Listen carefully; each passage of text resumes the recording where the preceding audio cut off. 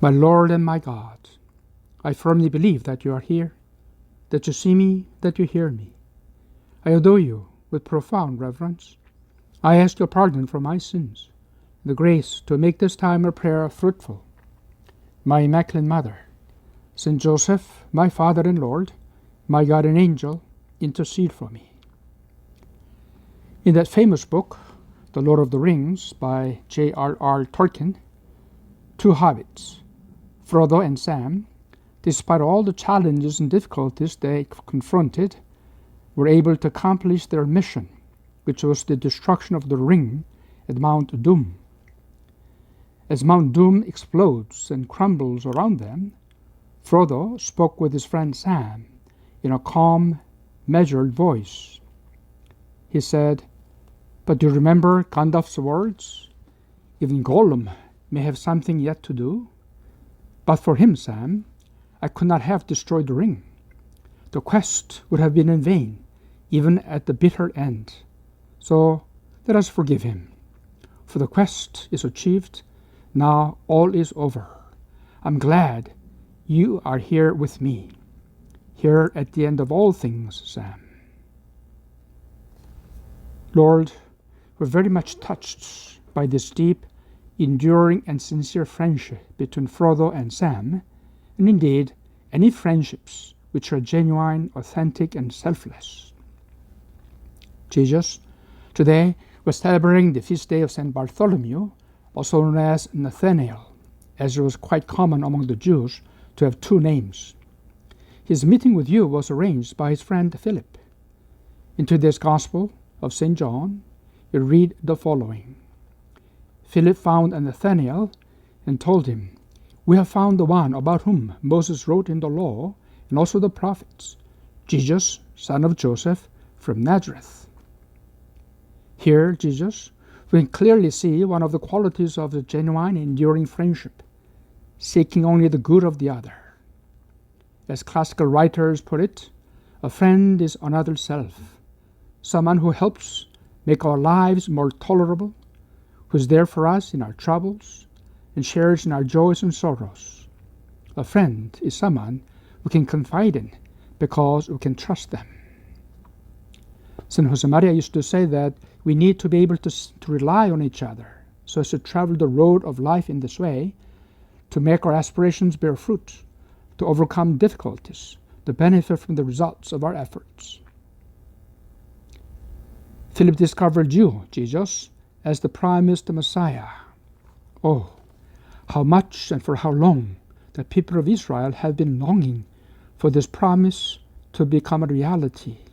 And finally, it has come to pass. God has fulfilled this promise. Jesus is the promised Messiah. And I, Philip, am so privileged in discovering him. He has welcomed me into his discipleship. I cannot hold this great and fantastic news to myself. I must share it immediately with my friend Nathanael. Jesus, I can easily imagine how, in his tremendous excitement, Philip would have started out right away, perhaps running, looking for his friend Nathanael without a moment's delay. "Nathanael, we have found the one about whom Moses wrote in the law and also the prophets, Jesus, son of Joseph, from Nazareth." Then he heard the reply of Nathanael. "Can anything good come from Nazareth?" Well, it was like throwing cold water. It felt like being challenged. "Are you serious, Philip? You know as well as I do that Nazareth is a little no-name village of about 100 inhabitants of no significance at all. Besides, most people who live there are low-class people, working the lands and engaged in simple trades, living in huts. So how can anything good really come from such a forgotten village? I cannot believe that the promised Messiah, the great personage of cosmic consequences, can possibly come from such a place. No, Philip, thank you for thinking of me, but I'm not sure if I can really believe you." Well, Lord, sometimes our friendships can undergo testing due to various reasons. Different ways of looking at the reality, for instance, different temperaments and therefore different ways of reacting, sometimes even a slight feeling of jealousy when my friend seems to be in a better position than me. To this initial unwelcoming gesture of Nathanael, Philip persevered simply and told him, "Come and see." "Nathanael, I know what you're thinking. Yes, Nazareth is truly an insignificant village, as you say. I know that too. But do you, Nathanael, trust me? Do you believe in me? Would I be sharing with you something that I'm so excited about and took the trouble of finding you to tell you if it is not true? Nathanael, I am your trusted friend. Believe me and come with me so that I can introduce you to Jesus of Nazareth." Lord, again, how beautiful it is to contemplate another quality of enduring friendship shown by Philip and Nathanael, that it is built on trust and confidence. If you trust your friend, you also trust his words and actions. You trust his genuine motives and his goodwill towards you. You trust that he only wants what is best for you. As the philosopher Aristotle said, the best friend is he that, when he wishes a person's good, wishes it for that person's own sake. Well, Jesus, I'll continue this dialogue with you by going back to the gospel narratives in John. Jesus saw Nathanael coming toward him and said to him, "Here is a true child of Israel. There is no duplicity in him." Nathanael said to him, "How do you know me?" Jesus answered and said to him, "Before Philip called you, I saw you under the fig tree."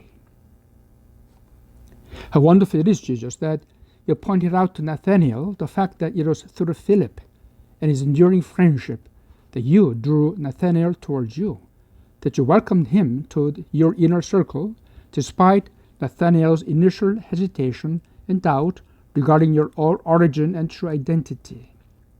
You rewarded Nathanael's trust and confidence in his friendship with Philip by telling him that you, Nathanael, are a true child of Israel. What a praise coming from the Lord. Do I have friends like that? Do I have friends who look out for my best interests as I, too, always try to think about what is best for them? When I have an idea which it can benefit my friend, do I take the initiative and contact him or her right away? Am I able to transmit my enthusiasm to my friend? And above all, do I share my faith with my friends?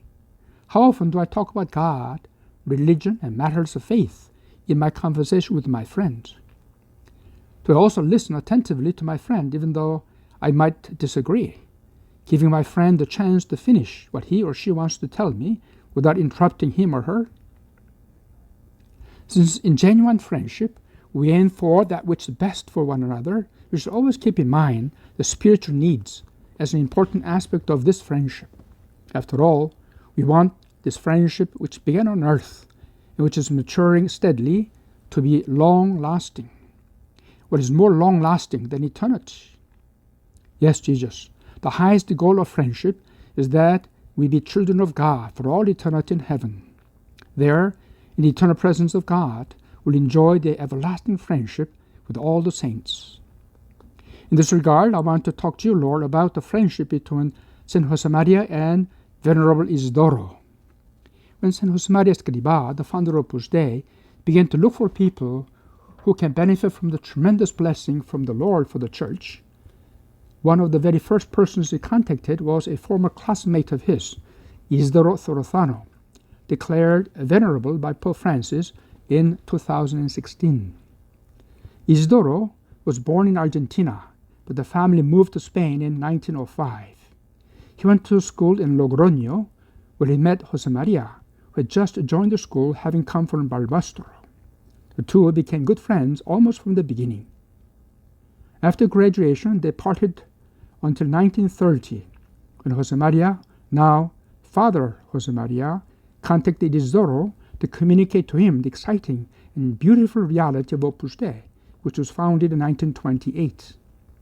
Isidoro understood immediately that God was calling him to Opus Dei, so he answers the vocation with a firm sense of commitment. Lord, I see a similarity between Philip, who went in search of Nathanael, and San Josemaria, who went in search of Venerable Isidoro. The mutual friendships bore fruits which are lasting for all eternity in heaven. That is the kind of friendship I want to cultivate, enjoy with your help.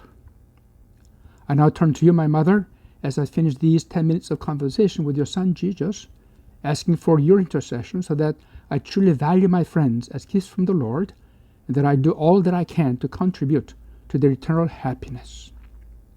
I thank you, my God, for the good resolutions, affections, and inspirations that you have communicated to me in this meditation. I ask your help to put them into effect. My Immaculate Mother, Saint Joseph, my Father and Lord, my guardian angel, intercede for me.